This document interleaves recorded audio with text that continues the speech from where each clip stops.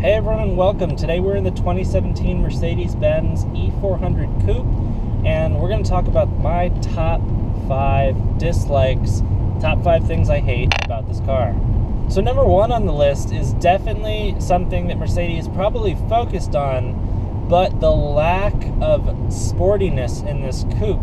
Now on paper, when you time it, this car has a quick 0 to 60. It's got a quick quarter mile. However, it's got a lag when you're trying to accelerate. You don't really feel like you're accelerating, and it's just a really lackluster experience. When you think E400 Coupe, you think, all right, maybe I'm going to get something that, will wow me a little bit, and it's less of a family car. It's less of a luxury. I drive something that could do it, but I'm not going to get it as an enthusiast. And unfortunately, that's exactly what it is. It's a luxury car. It's definitely not an enthusiast's car. It's not really an option if you're looking for something super fun to drive. It's not for you. Number 2 on this list is the transmission and the way the transmission acts when you're driving. Now, when you're doing long driving, highway driving, slow city driving, it's fantastic. It's exactly what you want. It's exactly what you want in a Mercedes. Definitely no complaints there, and it probably is maximized for gas mileage. But the thing is when you get on it, which is when it's important, when you have a car that can do such things like this car, when you get on it, it lags. The gear changes are at weird times if you're not operating it in the manual mode. It's not fun. So number 3 on this list is headroom and headspace.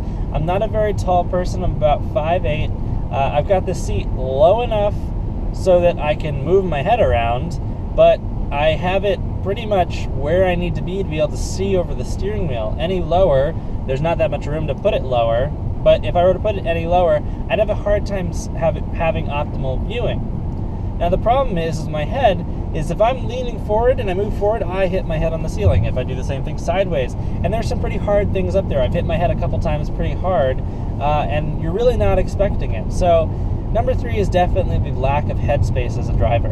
Number 4 on this list is probably a controversial one. When you buy a coupe, you're really buying it for yourself, maybe for one passenger. You're not thinking about a family of 4.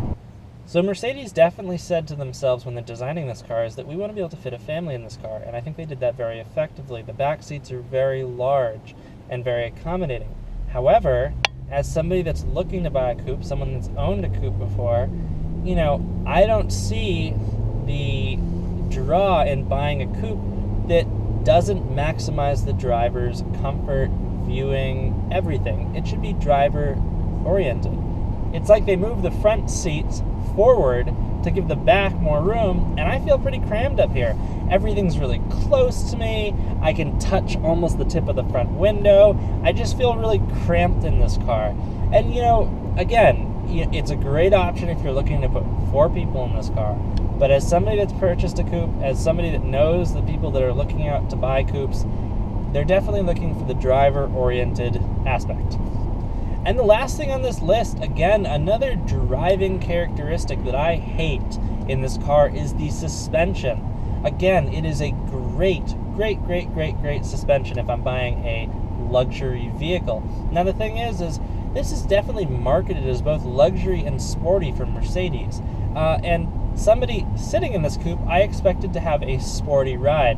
Now even when I switch it to the sport mode, sport suspension, it both makes changes in the transmission, it makes changes in the gearing, it makes changes in the acceleration, and it makes adjustments in the suspension tuning. However, in my opinion, it just doesn't do enough. When I'm in sports mode, as I am in now, I just don't get that feeling from the road. I don't have that connection to the road. And however nice the steering is and however light it is, I'm still lost. I don't feel what's going on in the road, which could put me in a dangerous position if I'm pushing the car and I don't exactly know what's happening under me. Well, thanks for watching, guys. If you have other things that you dislike about this car, I'd love to hear them in the comment section below. If you enjoyed the video, please leave me a thumbs up. Thanks for watching.